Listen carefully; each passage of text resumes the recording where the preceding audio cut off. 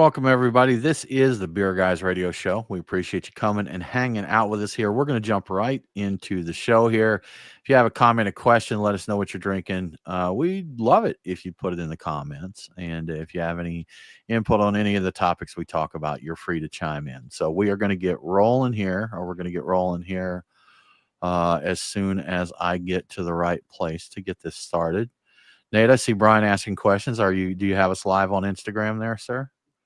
Yep, we're there.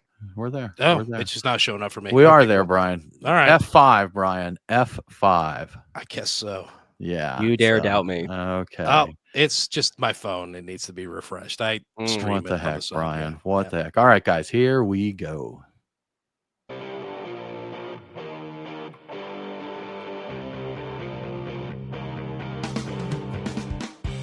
Welcome, everybody, to the Beer Guys Radio Show. Thanks for coming and hanging out with us, having a drink and some conversations. We appreciate it greatly. I am Tim Dennis. Brian Hewitt, how the heck are you doing, sir? I'm doing all right. I'm hoping my Yeah. voice maintains the entire time. I've had some issues with congestion and things, and so if I sound a little extra sexy or a little extra gravelly, it's I'm gonna go with gravelly, a little extra gravelly. Yeah. But so these vocal cords aren't properly paved right now. They're a little broken up. So yeah, a lot better than you were this weekend, though. Oh, so, much better. It's strange. Yeah, there were words that just wouldn't, like, you'd say them, and certain words are just like, no, we're not coming out. I basically couldn't make vowel sounds, which was weird. Yeah, I don't know why exactly, and I've not had that level of borderline laryngitis in like a long time, like a decade or more. And when was the last time you even heard somebody say the word laryngitis? I don't think that's even a thing anymore, but apparently I had it. Yeah. I feel like I used to hear laryngitis a lot more. I thought that I would be on fire a lot more as an adult and would have to stop, drop, and roll frequently. Yes. And that the Bermuda Triangle and quicksand would be much greater threats to my life. Mm-hmm. So, yeah, my generation was definitely the generation of quicksand. We thought that we would encounter way more quicksand than we actually did. Yeah. You know what's really crazy is I have been stuck in quicksand before. Like it's and I remember when it happened. So we were down in Florida, went down for a little vacation. Shout out to Cedar Key, Florida, which is a really cool place. And it is there's not much there. It's like a fishing and clamming town, I think, or oysters maybe. But there's a little place called the Black Dog Bar and Tables, if I remember right, which is just an absolutely phenomenal beer bar. So, we hung out there, but we went back, and our condo was on, I think they called it the Back Bay. And at low tide, the Back Bay emptied out. So I was just mucking around there, seeing what was going on, walking along the bank, and I take a step, and immediately all the way up to my knee, like my left leg was still on the beach, but my right leg hit that quicksand. And Brian, you remember our old friend Kat Alvarez? Yes, I do. So Kat was over there. He came and joined, and he comes over with me stuck in quicksand, and I can't get out because there's suction. For those of you who don't know, it really is a fairly unnerving thing to be stuck in. And Kat comes over, and because I'm yelling, he's on the patio of the condo like 100 yards away. He comes down there. And he walks up, and I'm like, hey, man, I'm stuck. Can you help me out? He's like, yeah. He said, are you okay? I'm like, yeah, I'm fine. I'm just stuck. And he's like, okay, give me a second. And he takes out his phone and takes a picture of me before helping me out of there. So although not a frequent occurrence, I actually have been stuck in quicksand. So I guess the idea is if you ever get stuck in quicksand is you want to go like try and get yourself flat, horizontal, because it's really a matter of the more vertical you are, the more you can pierce down through, and the suction that's created by pushing all the air out from, like, trying to pull back out is like the air can't get back in as easily as you can pull your leg out, so that puts a lot of pressure on it staying in there. So I did lose a flip-flop to the ordeal. So that's it. Yeah. And if you were to ever catch on fire while in quicksand, there's just really no way you could stop, drop, and roll. You just couldn't do it. So the nice thing is if it sucks you in, you will go out. It will extinguish the fire. So that's a good point. That's the silver lining, I think, is what they call that, Brian. The silver So what's the preferred method of death? Is it death by fire from not being able to stop, drop, and roll, or death from suffocation by I'm not sure which one would be worse. Depends on your kink, Mike Nate. Which one are you more into? That's really the answer. I feel like the fire would be more painful, but the suffocation would be more mentally draining. So both sound like they suck. I think they're both pretty mentally draining. Yeah, both pretty awful. So Nate, how are you this week, sir? Thankfully, I have never encountered quickstand, nor have I needed to stop, drop, and roll. So good. All things considered, I've had a pretty good week. Bermuda Triangle ordeals? No Bermuda Triangles. I've stayed on dry land this entire time. All right. Like Brian with his recent laryngitis run-in, I have been sick the last couple of weeks. So this week was kind of my first week that I felt better. Okay. So that's good. It's going around. Yes. Guys, what are we drinking this week? Brian, what in the world are you drinking this week? So I pre-gamed with a Von Trapp Live Oak Brewing collaboration called Stowe Style Smoked Helles Lager, which is, as the name implies, a smoked Helles Lager. You'd love that, Tim. That's right up your alley. Oh, wait, you hate smoked beers. It's the opposite. Yeah. You would hate that. It's actually the other way around. It's not bad. It's very on the light side. It is probably maybe a little higher on the smoke than you would prefer, but it's a really enjoyable, easygoing smoke lager. I liked it. I would drink it again. I think it's the kind of beer that I think you need to be in the right mood for. So smoke is one of those things that as a blanket statement, I can say I don't like smoked beers because that's a pretty accurate statement.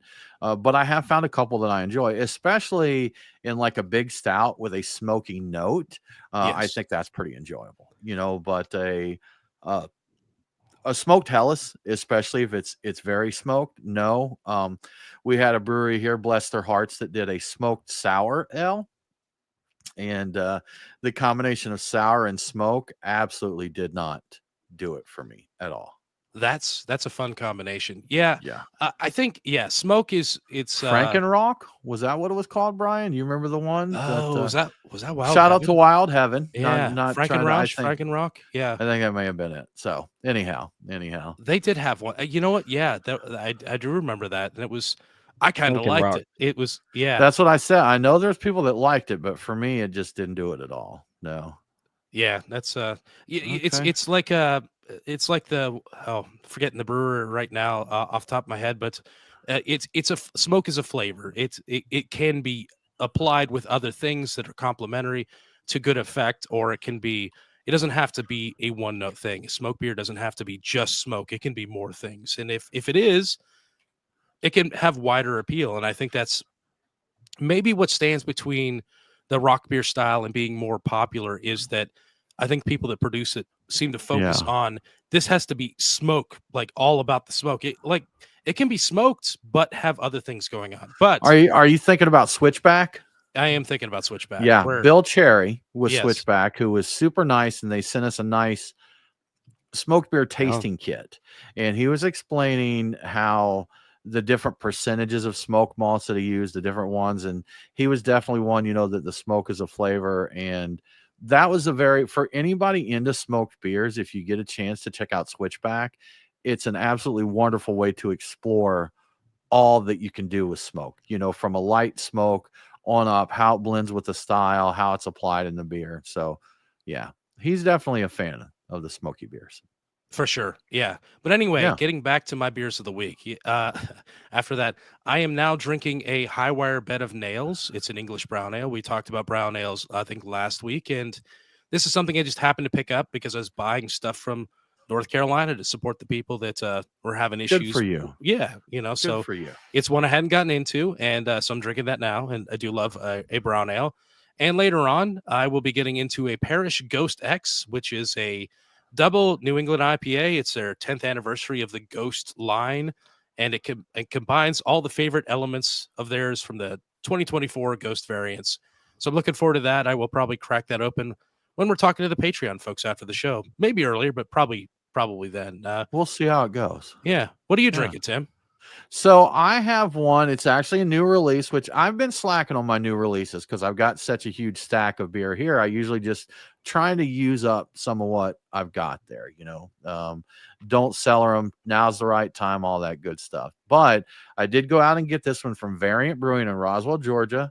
Shout out to Matt over there, Matt and Lauren.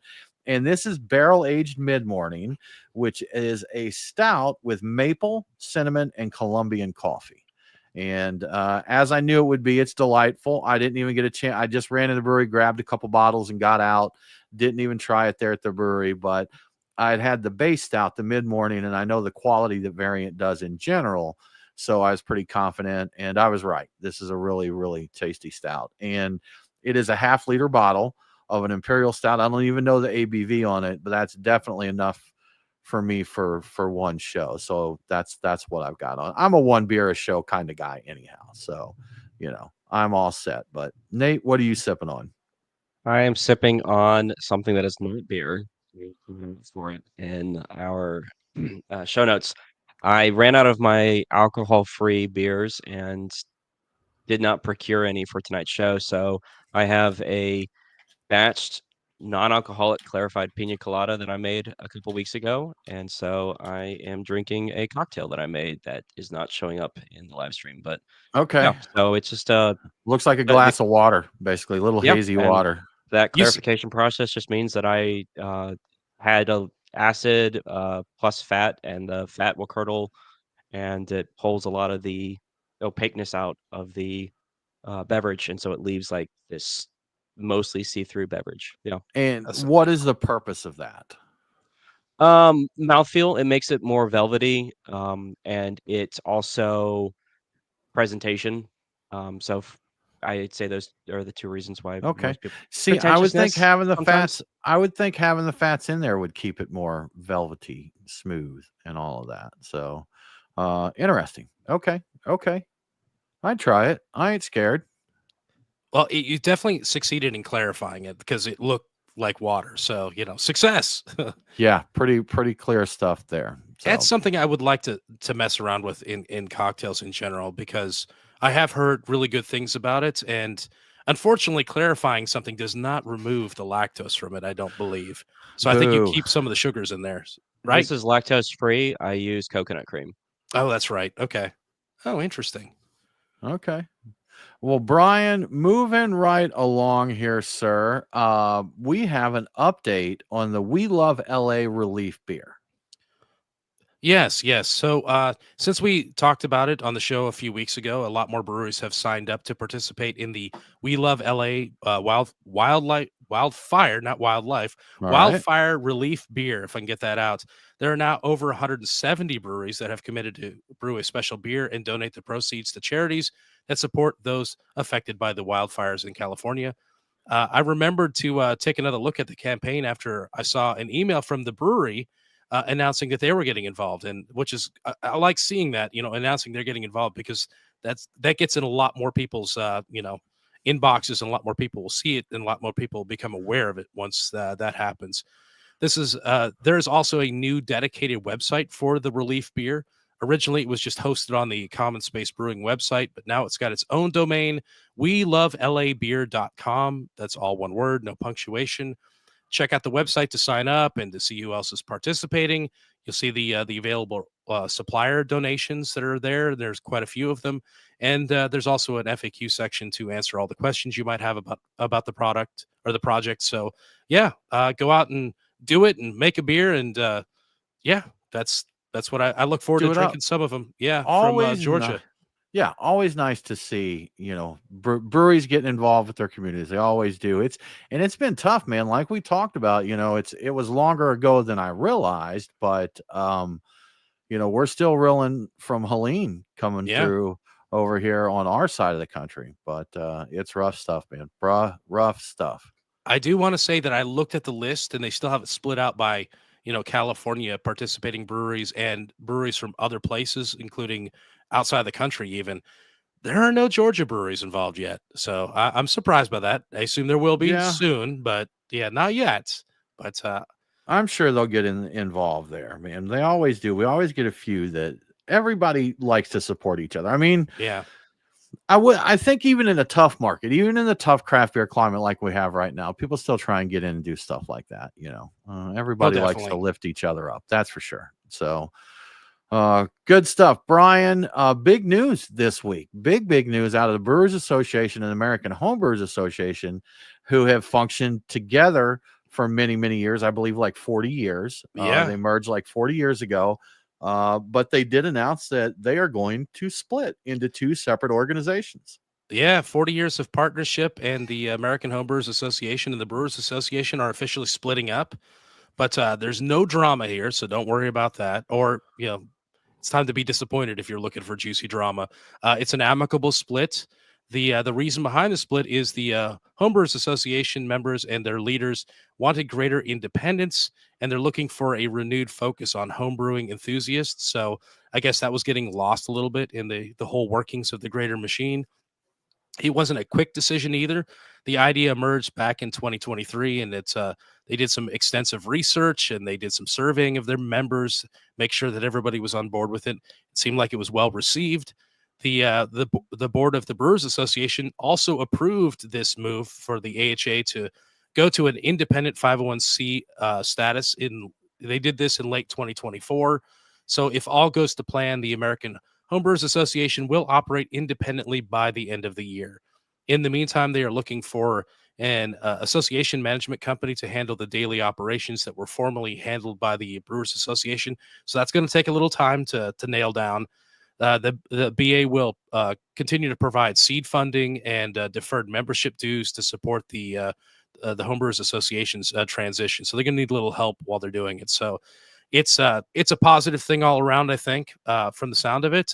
It will mean that the Great American Beer Fest and the homebrew judging competition, that sort of thing won't probably still happen together. I don't know. I'm not sure what it's going to mean for that, but the AHA will be able to focus more of their resource and more of their time directly on people who are into brewing beer, basically. At home.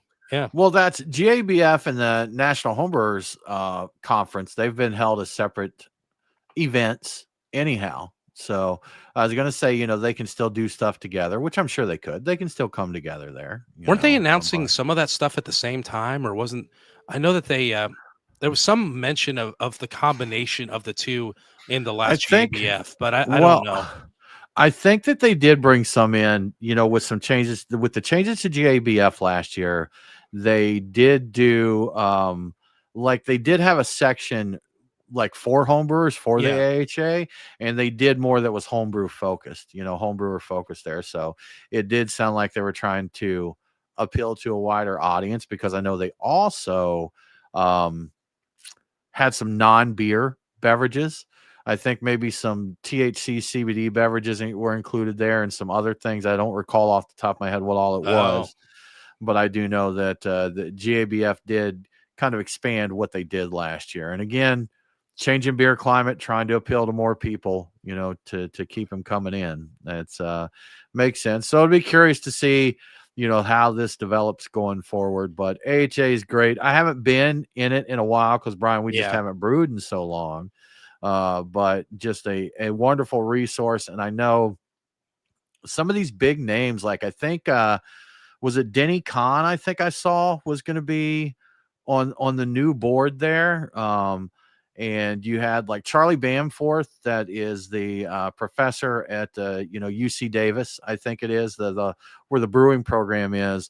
These guys were hanging out on the forums there answering homebrewers questions. So you had a few of the most brilliant people in the brewing world there to answer questions for you. Just hanging out in the forums answering questions. So really great organization. If you are a home brewer and you're not a member of the AHA, it's definitely worth joining. There's a lot of good resources.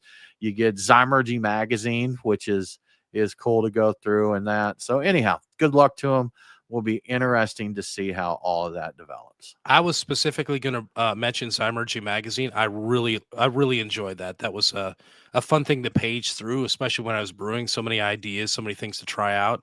And every time this comes up, I'm like, oh man, I should renew my membership and start brewing little batches on the stove and just see how it goes. Yeah. Get some Quake yeast and throw something together and just rough and see if I can make do a saison where you don't have to muck with temperatures and that. So something fun like that. Just approximating synesthesia saison that we did before with Quake yeast. You see how it goes. One of these You don't days, even have to use quike yeast, Brian. You don't have to worry about the tank unless you're just wanting to play with some quike. I don't think that would give you a saison necessarily. So, well, what are you talking about? What are you doing over there, man? The reason I was thinking about that, is because I think that it operates in better temperatures without producing the off flavors that you might get from some other yeast strains. Like it performs better, and it higher temperatures and whatever else. And that was my thought, is if I was going to do it here without all of our old homebrewing tech that we had, and can't control temperature or anything like that, and who knows how warm it's going to be. But remember, saison specifically, we actually put that in a heater to ferment. That's a good point. We did ferment that warm, so that may work out to my advantage here. Yeah, we cranked that we tropical temp heated that one, man. We fermented that one. My AC at is 85 degrees dying, or something. And I get so much sun. It always gets so warm in here. And my wife's always about pumping up the thermostat. So actually, maybe I should just do that. That might be perfect. You'd be good to go, man. Make you a little device where you can hang them out the window there, and that way Uma won't get upset about you having homebrew gear around the house. And I'm sure that your condo won't mind a few carboys hanging out of the 30th floor or whatever it is you're on there. As long as I explain it to them, it's just beer hanging out the window. I'm just fermenting beer. Oh, that's great. Carry on, Mr. Hewitt. Carry on. Well, Brian, big news out of California, Toronado. And I think a lot of folks probably know that name. If you don't, Toronado is a very, very famous beer bar. And I think it's in the Haight-Ashbury area of it's on Haight Street there, or if it's street. I don't know my Haight and Ashbury that well, Brian, but it's in that area. Famous beer bar, very well regarded. And the owner, Dave Keene, is retiring, 38 years, and he's ready to call it quits. So Tornado's up for sale. That's right. Yeah, the historic, iconic dive bar and termed craft beer bar is up for sale after 38 years. In addition to a lengthy list of craft beer taps, Toronado is known for their annual barley wine festival. It's hosted for over 30 years. The asking price for the establishment is, I guess for San Francisco, this is a reasonable price. It's $1.75 million, but that also includes a neighboring commercial space. So there might be a lot more stuff that you can do with that if you do pick it up. If the listing is any indicator, it seems that the owner is looking to sell Toronado to someone who's interested in continuing its legacy as a craft beer destination with a comfortable dive bar atmosphere, which is what it's known for, part of the charm that it has. And hopefully the new owner will continue the Barley Wine Festival and some of the other events that they do.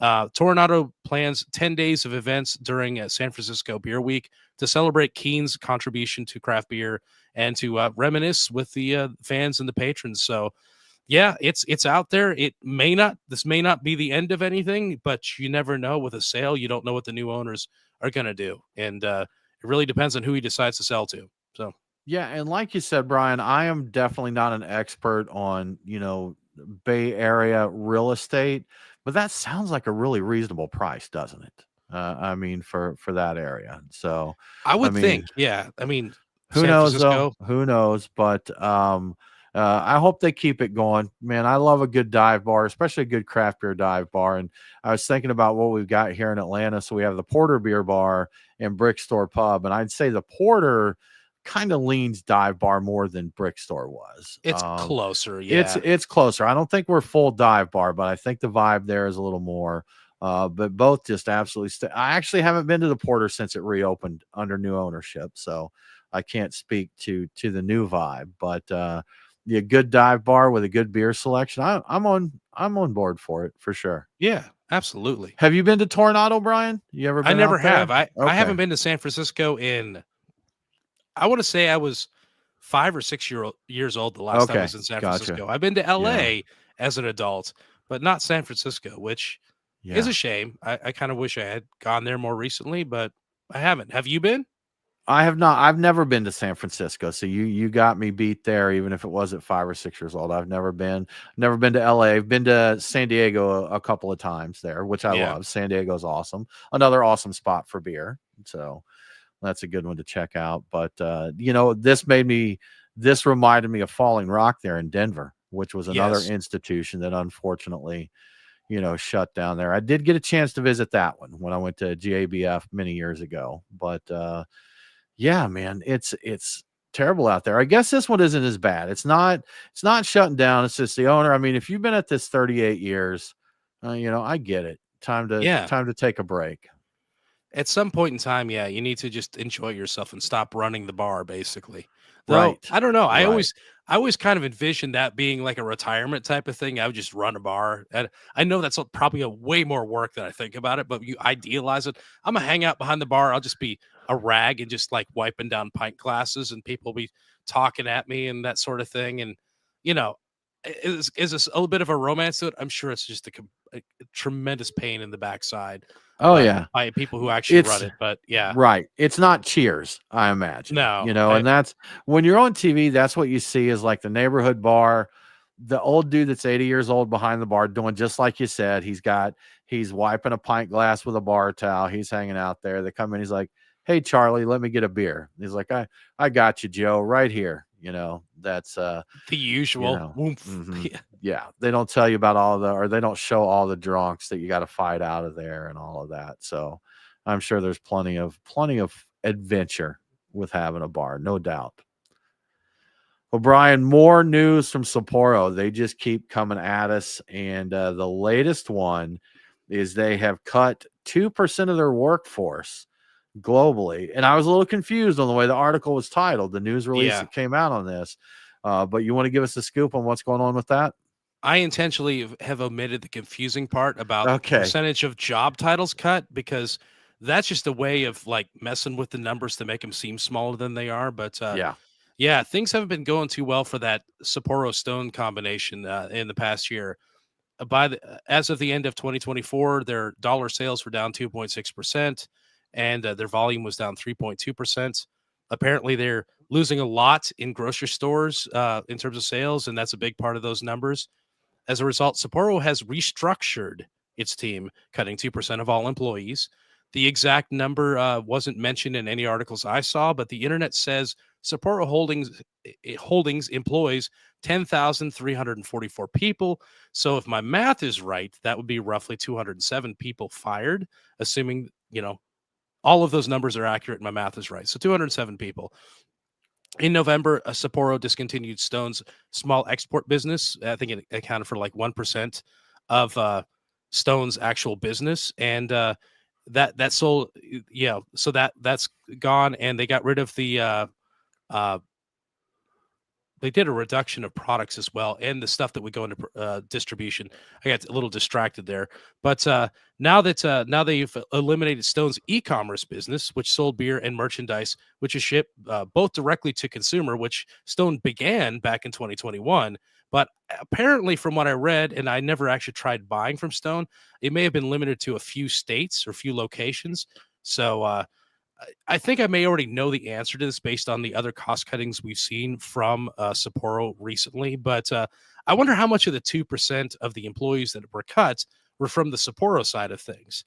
I'm guessing that number is not zero, but I have to wonder if it's close to zero, because everything that's getting cut right now is Stone stuff. So it is. Yeah. Sapporo's taking care of their own there, man. Yeah. Just so much that we see with these breweries buying up, no matter who it is. It's this was predicted, Brian, years ago when all these breweries were being bought up by various multinational corporations, and that when the time comes to get cut, there's no love, there's no loyalty, there's no passion, no heart, whatever you want to call it there, with having a small craft brewery. They don't care. It's just business. We were talking the other day about some of the breweries that have gone out of business in Georgia. Yeah. And we've had a couple that they're like, hey, we can't make it. We've got to shut our doors.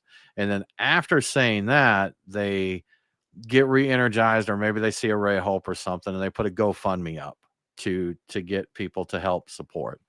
And y'all, I mean, nothing, no hate towards any brewer that has done this. But if you're a consumer, if you have love for that brewery, and that's where it comes from on their end too, there's a good chance that they know what the end result is probably going to be, but they're willing to take that Hail Mary to try and keep their blood, sweat, tears, passion, however many years they put into it, even if they know what the likely outcome is.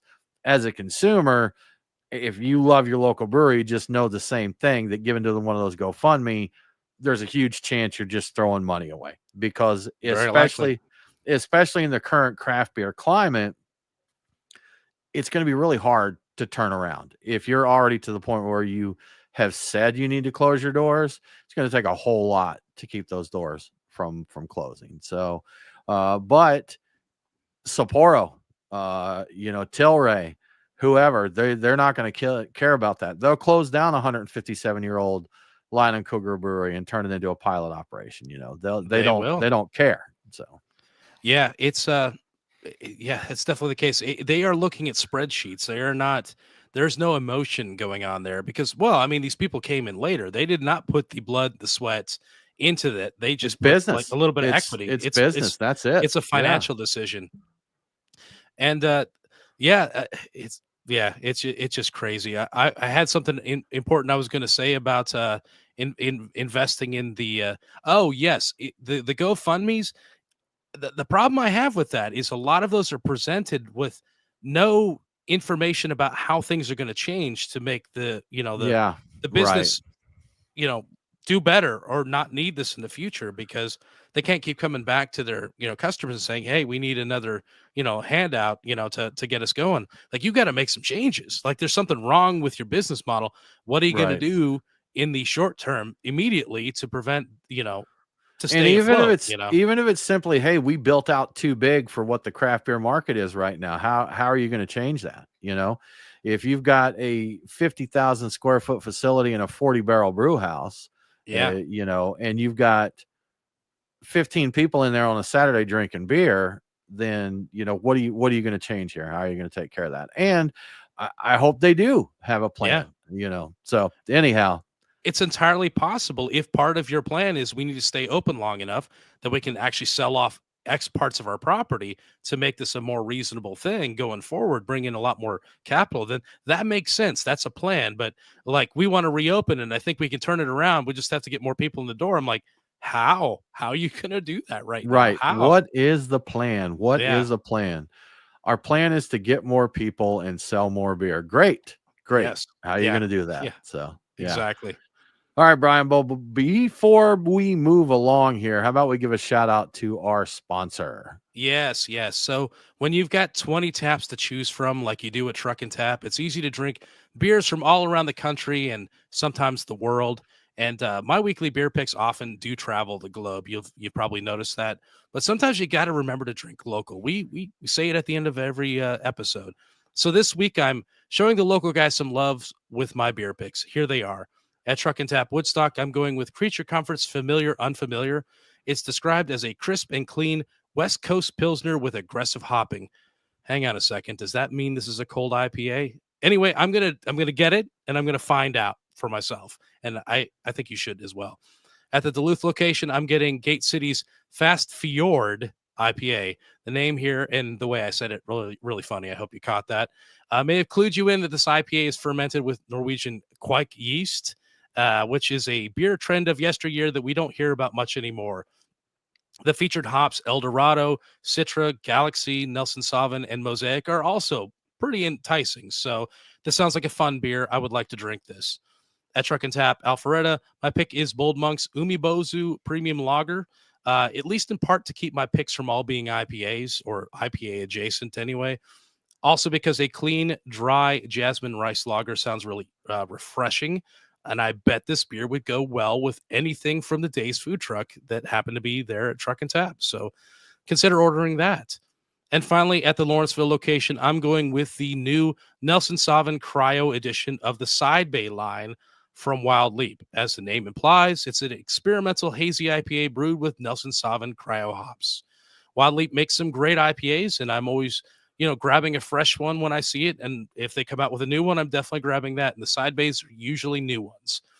So the next time you drop by Truck and Tap, drink those interesting beers from around the world. But remember to save a little room for the local guys and to see what local beers are currently pouring. Head over to truckandtap.com for a complete tap list and a list of events and everything else going on at Truck and Tap. And thank you to Truck and Tap for your continued warm support. Thank you, Truck and Tap. You guys are the best. Truck and Trap. That could be something too. I mean, that could be a new business. Zach, we'll give you a call, man. We have a new business idea. The new business idea. I don't know what it's going to be exactly, but it could be interesting. We have an idea there. Yeah. Brian, there are certain stores and chains in that do their own beers. Have you seen, I know 7-Eleven was a big one that had some of their own beers and things, but here in Georgia, we have a convenience store chain called QuikTrip, and I think they were actually founded in Oklahoma, but we're down this way. I think like the Northeast, there's Wawa is a popular one up there. I think so. And I would say that's our version. I would bet, listen to the people that are fans of Wawa.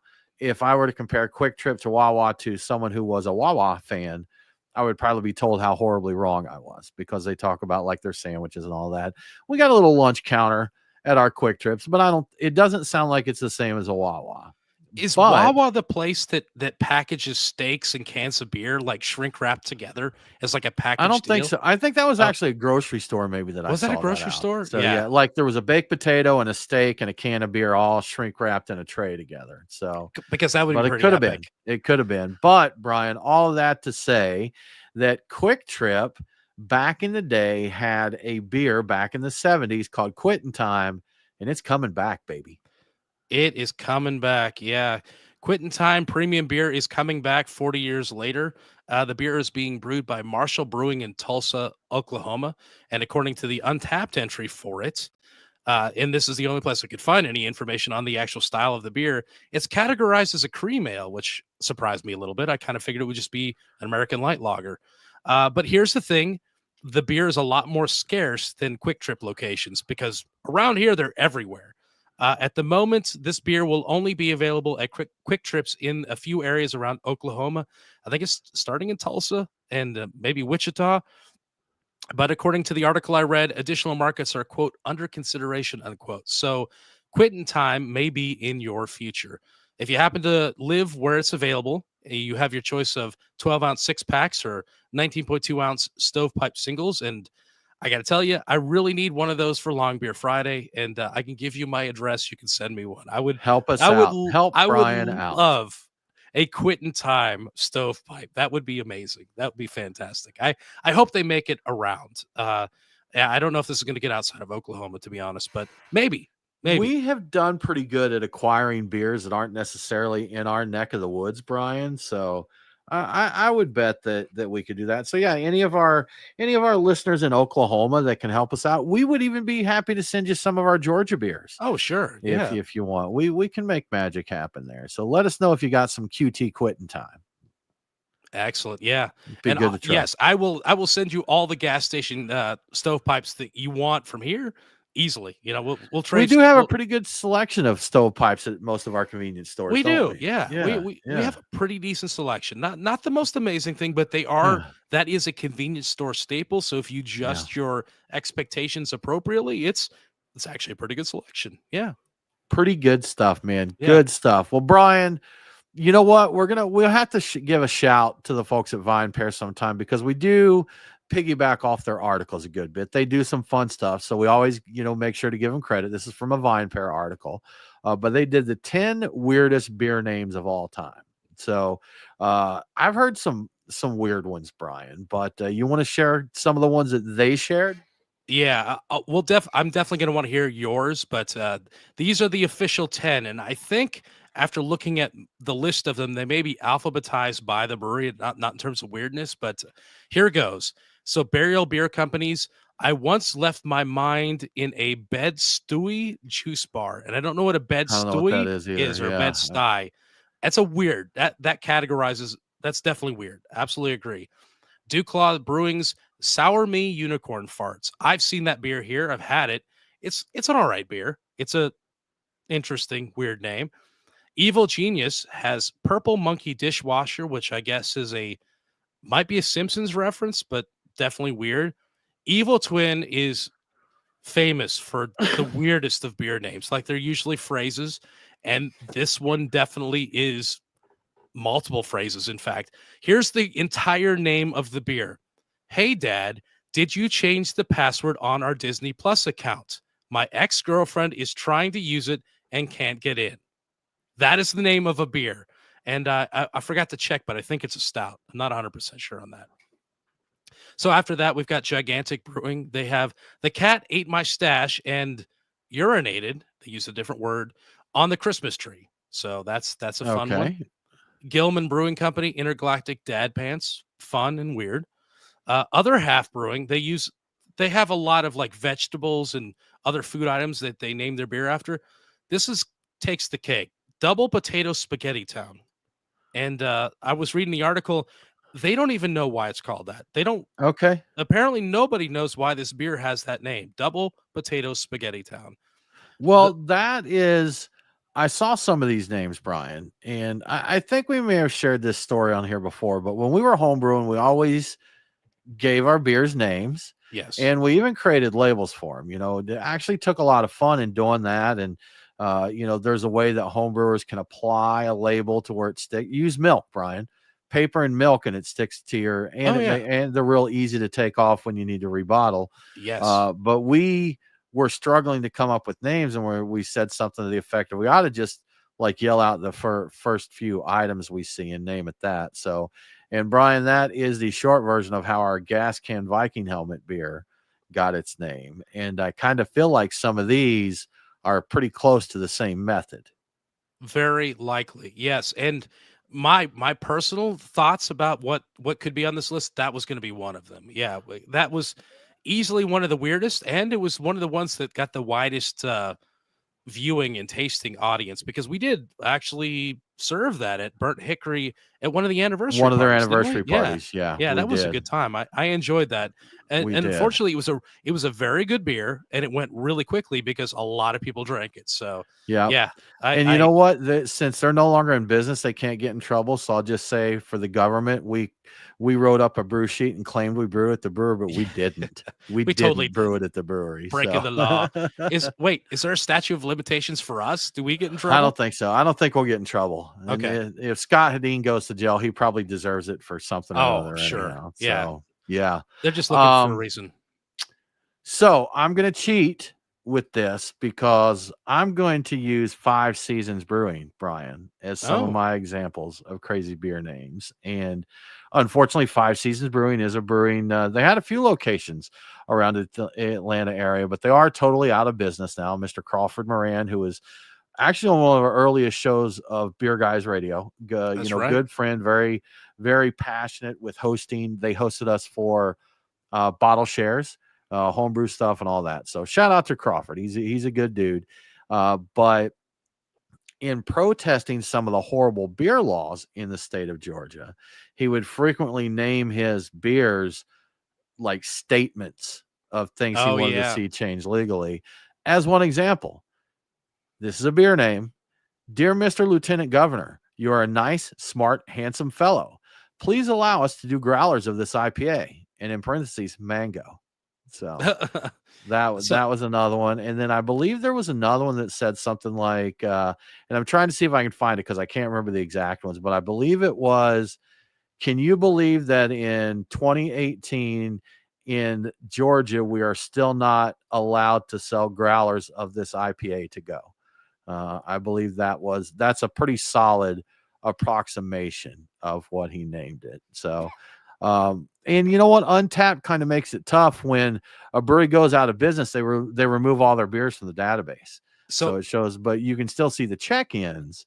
You just can't see the list of beers. A pro tip, and I don't have a paid account or anything. If you go into the brewery, click into the brewery and view all the beers, and you do the filtering and the sorting, there's a checkbox that you can say out of production beers. If you check that, it will show all of their beers again. So let me see. Yeah, that does only work. Beers out of vintage variances and out of production. There's look at that. There they are, Brian. That's right. There they are. Yeah. There you go. Brian dropping the pro tips That's how I do my research. So, I had to go looking for Orpheus had their beer, and I couldn't there's no chance I could remember the full name of it. Like a white curtain blowing in the draft from a half-open window beside a chair on which no one sits, which I think it's from a poem. That's a little literary. Emily, but it's weird, and it's kind of iconic in our state as being one of the more unusual, more interesting names. People, mentioned that White Curtain beer. So anytime anybody comes out with a beer with a slightly unusual name around here, for a while, people would just reference Orpheus. I'm like, that sounds like an Orpheus name beer. Yeah. One of my other favorites was Today I Choose Violence. Like that a lot. But you know what? There were a couple more in that list I didn't get to. Let me get those really quick. The Veil has I Am Derek Jeter. That's the name of a beer. Thirsty Planet has a hot mess inside a dumpster fire inside a train wreck, which I believe is a quote from something, but sounds like doesn't sound good. It sounds like a bad time, Brian. Yeah, it does sound like a bad time. And possibly my favorites of just weird is Youngblood Beer Company has the John Wick of cheeseburgers, which is weird for so many reasons. The John part of John Wick is misspelled. And what does that even mean? The John Wick of cheeseburgers. I have no idea. Yeah. I don't think they do. No. But that's like, in something simpler, Variant, who I'm sipping their stout now, they have a beer called Snake Money. And I remember the story I don't know the exact details of the story, but it was something about one of his employees like selling a snake to someone else, or that something that involved a snake and money. And I guess they had a few beers one time or something, and somebody said something about, hey man, can I get this? And he said, you still owe me snake money. Something along those. That's a loose interpretation of it. But I found a few more of the 5-season ones. Here's one called Why Hast Thine State Legislator Forsaken Us Small Local Brew Pubs? IPA. Okay. So, and then we've got, can you believe that in the 21st century in the United States of America that the state of Georgia won't allow a brew pub to sell beer to go? IPA is the name of that one. So. I had that one. I'm pretty sure I drank that one. That's a great one. Yeah, that was a good one. For what it's worth, 5 Seasons was the first brew pub in the city of Atlanta to sell a growler of beer to go when they did finally get the laws changed. So they were successful with their beer names. Actually, fun fact, y'all, let me throw this out here because I know you love fun beer facts. Taylor Harper, Georgia craft beer lawyer. Yeah. He didn't even have to get the laws changed because technically they could have been doing it all along because it was not specifically prohibited, was basically what it worked out to be. That they were being told they couldn't do it, but the way the law was written, it was not a prohibited thing. So you just had to use different terminology for what you're doing. And I think they wrote in to make it official that they could do it in that. Yeah. But the kind of the funny thing is once all the laws are read and that, it's like, well, the way this is worded, you totally can do that. You can do this. So anyhow, there's some of the crazy beer names out there. There was one other one that was really off the wall, and it actually got national news.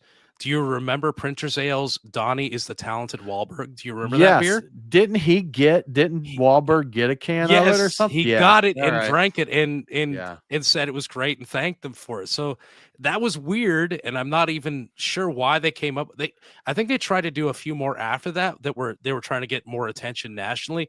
None of them hit, and I'm like, but that first one was like, the first time was weird. The other times was like, all right, you're trying to do the same thing. But that first one was like, why? And how cool is that it worked out for them? So that was fun. So. That was fun. I remember that. That one. That was a good time.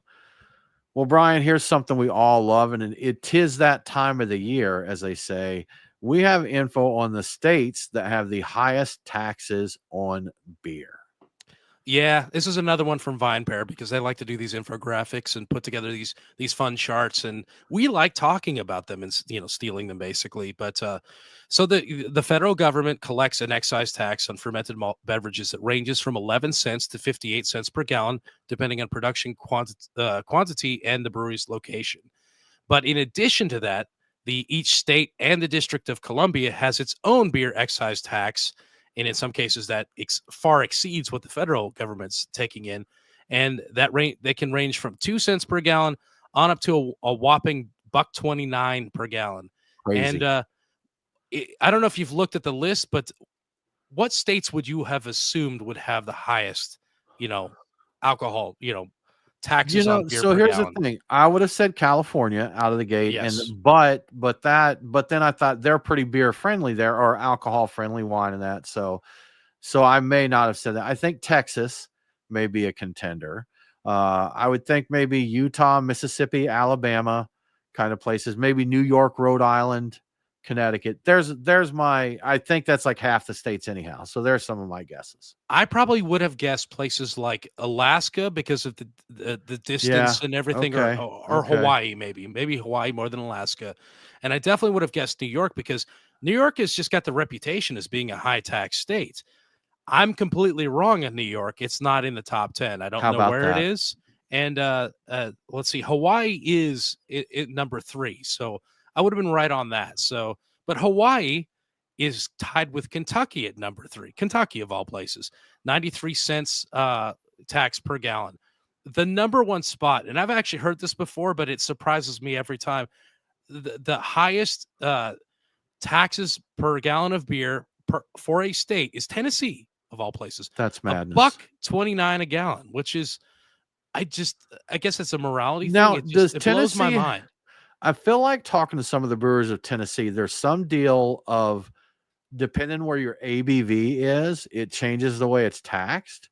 And I think it also changes maybe where it can be sold. Yeah. And I'm guessing you don't have the breakdown of any of that, but I'm wondering if that is like their max on strong beer or something there. That could well be. I think there was the times I was there, you had to buy beer above a certain percentage in like a liquor store, but the other could be in a beer store. And there used to be a division of the two, and I assume there still is. And there were definitely different rules. So I believe that. And seeing that tax rate, I believe that probably still something like that in place. But number 2 is Alaska. And I guess that shouldn't be too surprising. I don't know if it's because it's hard to get there or what the reason is. You know, but what it wouldn't is? That be on the production? I mean, if they're paying taxes, that's on what's produced there, right? So the fact that they're far away, would that really impact taxes? Because doesn't Alaska like give their people money just to live there? That is a really good point. And yeah, I think, you know what, I think you're right. And they don't really specify. I don't know if it's like on beer brought in and beer sold, like per gallon when kegs, or I don't know how that works. Did you say beer brats, Brian? Beer brats, yes. Beer brought in. Beer brats in. Yeah, that's my mouth. Yeah, that's right. That's exactly it.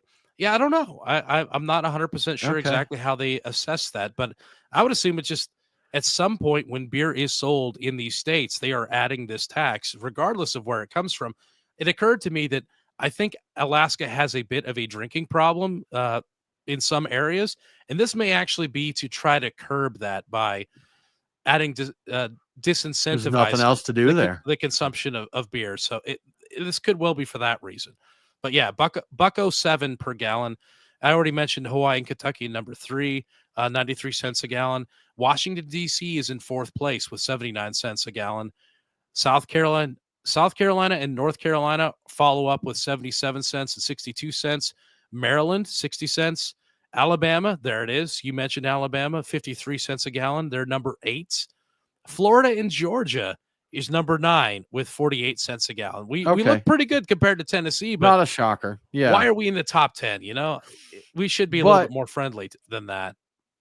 Yeah. And Brian, Minnesota at number 10 there, finishing out the top 10 at 47. But man, what a huge gap between number 1 and number 10 on that list. Oh, seriously. 47 cents to $1.29. That's quite a difference there. Tennessee kind of blows my mind with that level. Tennessee, what are you doing, Tennessee? There's a 22-cent jump from number 2 to number 1. I'm like, why are you charging so much? Or, you know, for beer? Maybe it's a morality thing. Pure madness, Brian. It is pure madness and insanity. Yeah. Always interesting to see this kind of stuff, man. But y'all, I think that does it for the show this week. We appreciate you coming and hanging out with us. Always a good time.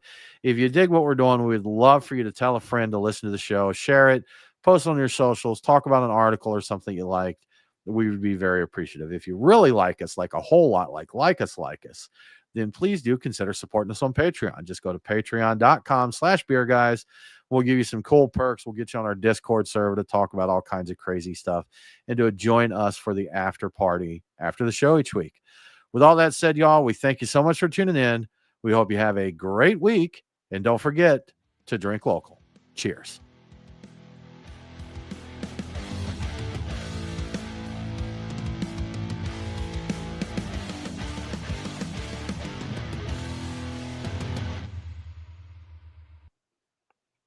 Groovy, groovy, groovy. Yes, we've done it. Y'all, thanks for hanging out with us. We appreciate it. We are going to go. We're going to end the show now. But again, we will be here for our after party. We'll get the link over in the Discord chat for Patreon supporters to hang out. But y'all have a good one, y'all. We will see you next week. Wait, maybe we will see you next week. I promise. Yeah.